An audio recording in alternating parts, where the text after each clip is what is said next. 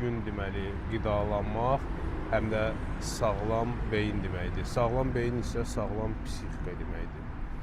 Və bu psixika təkcə bizim sağlam, yəni düzgün, yaxşı olmağımız deyil, yaxşı halda gümrah olmağımız demək deyil.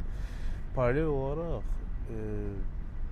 həm də misal üçün danışmağımıza qədər təsir edir.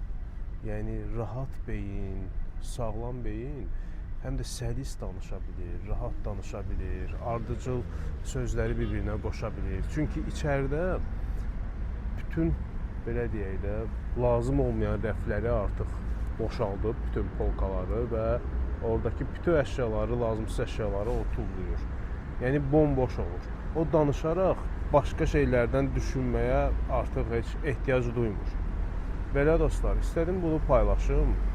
Bu mənim üçün çox yeni bir məlumat oldu və çox yeni bir praktika oldu da, belə deyək, məlumatdan daha çox. Çünki məlumatı insan eşidir, amma yoxlanmayana qədər sən xəbərdar olmursan və hətta inanmırsan.